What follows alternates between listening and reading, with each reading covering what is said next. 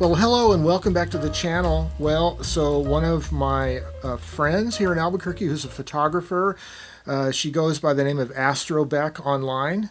Becky is a very prolific pinhole photographer and quite a good artist.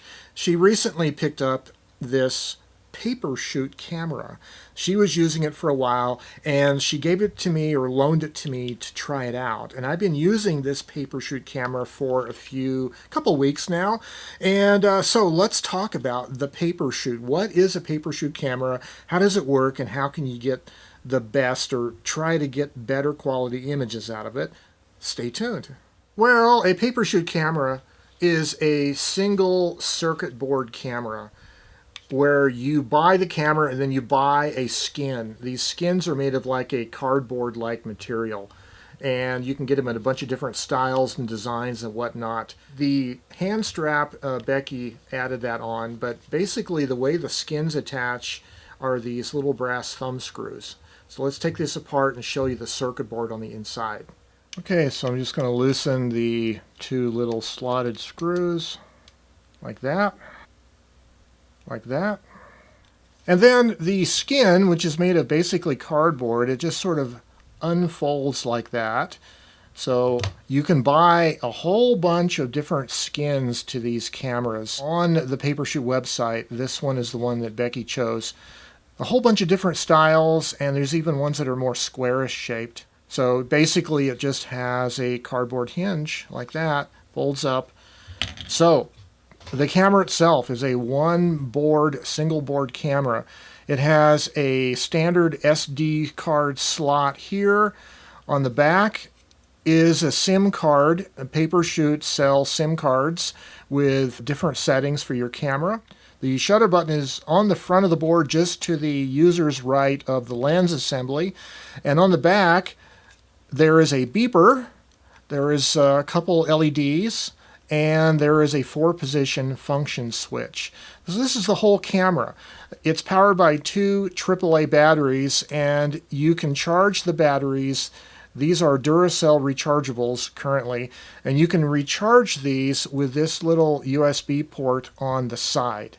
And this is the charging cable that comes with the camera. It plugs into the little USB jack on the camera. It has a USB-A connector for you to plug into a charger brick. So you cannot transfer data with this cable. And that's the only real port that the user has accessible to the board camera.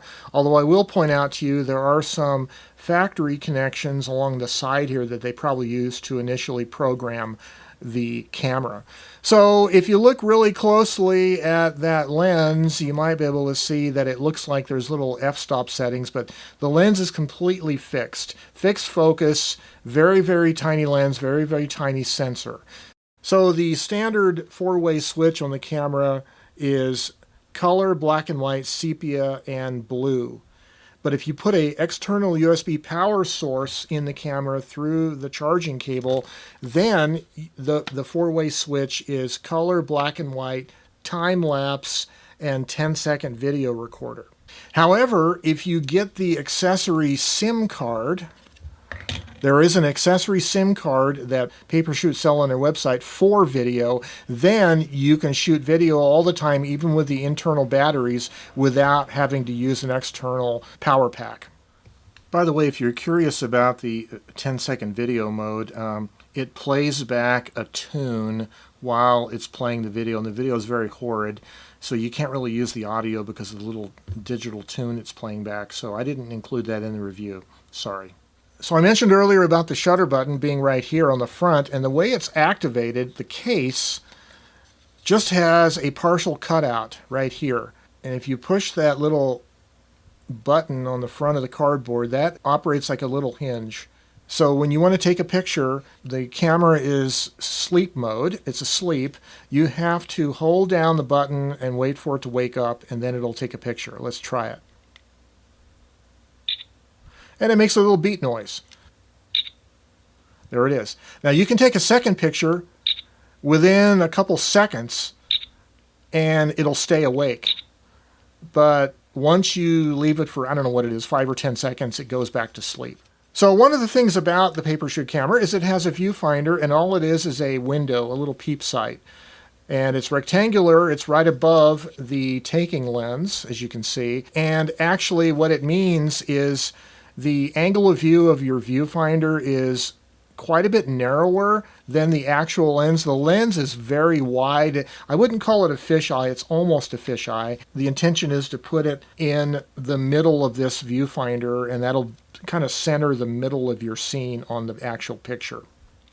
So let's discuss image quality. This is not a high quality camera. It puts out very low quality pictures. It is supposedly a 16 megapixel sensor in this camera, and the sensor is so tiny that I can't imagine how small the pixels are if there are 16 million of them in there. So this is more of a toy digital camera. However, having said that, there is kind of a resurgence of interest these days in film photography by a lot of people who've never really used film cameras before. And part of it is what is called now the look of film. The idea that it has its own baked-in kind of an effect that is different from digital cameras. Well, you might call this then a simulation of that kind of a film camera, but in digital. That is to say, it has its own baked-in qualities based on the lack of high quality, I guess is one way to put it. Again, I really like the black and white modes the best, but I find the camera overexposes almost all the time, even indoors. So I've started going down the road of trying to hack this camera in the sense of putting physical filters over the lens. And what I started doing was I got a couple of regular camera filters. These were 49 millimeter thread mount. I started with a yellow K2 filter, just went outside and did some tests with it, and actually it improves the black and white, I think, somewhat. It cuts down a little bit of the blue light, and the histogram looks a little bit better, a little less overexposed. So one of the first tests I did is I actually got some yellow gel filters, and I cut a little circle out with some double-sided tape and stuck it on the inside of this fake brass lens ring. And that made it quite nice to use because it's a really small filter and it stays in place. But when sunlight hits that gel filter, it just has all kinds of artifacts of flare and everything from the plastic filter. And then I happen to have also in 49 millimeter, I have an ND8, neutral density 8 filter. This is not a variable ND, it's a fixed ND8. And putting that over the lens actually improves it quite a bit more. So I've done a series of tests here with these various kinds of filters to see if I can improve the picture quality. I was thinking about 3D printing a fancy plastic filter holder, but then common sense got the better of me, and I realized with one of these wide rubber bands, you can just hang the 49 millimeter filter off the top rim of the fake brass ring on the front of this case, and then the rubber band holds the filter in place like that. And so I did some tests this morning with yellow filter and then with the ND filter, and then finally I put both the yellow K2 and the ND8 together as a double stack filter.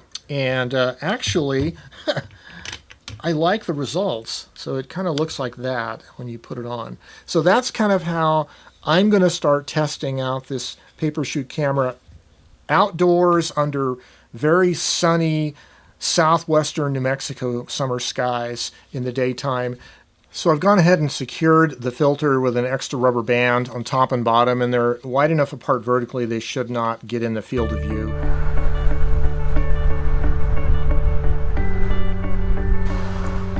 I'm heading up to one of these footbridges on the eastern edge of Albuquerque that crosses Tramway Boulevard. I have the paper shoot camera with the filter stack of the K2 yellow plus the ND8 both together.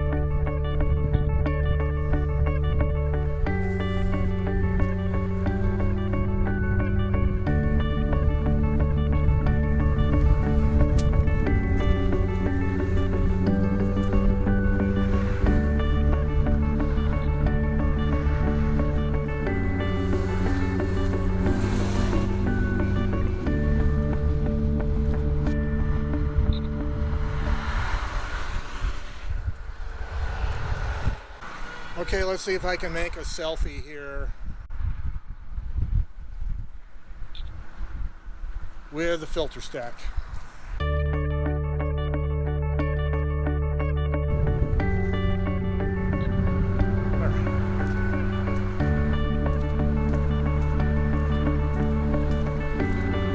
Take a selfie, and you have to hold the camera upside down so your thumb can reach the trigger. Let's see what the filter stack does with shade here. All right. Well, a good question might be, who is the paper shoot intended for? I would say, first of all, it's probably a good camera for kids, keeping in mind it's not waterproof, although it wouldn't be too difficult to slip this into a plastic baggie and figure out how to secure the baggie around the rim of this little ring and cut the bag out in the middle of the ring. You could probably do that pretty easily and make a waterproof enclosure, but I think it's pretty good for kids. And also, if you want to be away from the phone, maybe going camping, going on a trip, and you don't want to have to deal with charging your phone and maybe losing your phone, worrying about that when you're hiking or whatever. This is just a cute little camera that you can take with you. The batteries last a long time. You can recharge them, of course, via that jack there, or take them out of the camera and recharge them externally. Yeah, it's a fun little camera. Caveats being picture quality, but as we see with using some filter stacks, you can work toward making slightly better quality images. And you probably wouldn't want to print these images on large scale, but you could probably post them to social media and they would look fine on a phone-sized screen. And that's probably one of the best use cases for the paper shoot camera. I like the black and white quality of this camera, and because of its small size, unobtrusive nature, you can put it in a pocket easy enough, even a shirt pocket, pull it out anytime. The lo-fi black and white style, if you filter it, like if it's daylight, bright daylight, put those filters over it, I kind of like the look of it. And it kind of has that grungy, high contrast black and white look that kind of reminds me of the Japanese photographer Daido Moriyama and the work that he did back in the 1970s and 80s. So it's kind of one of those kind of maybe a street photography camera of sorts. So I'll leave that with you guys. Maybe you're interested in that camera for that reason. I'll leave a link down below to the website of Papershoot, and you can look at it more if you're interested.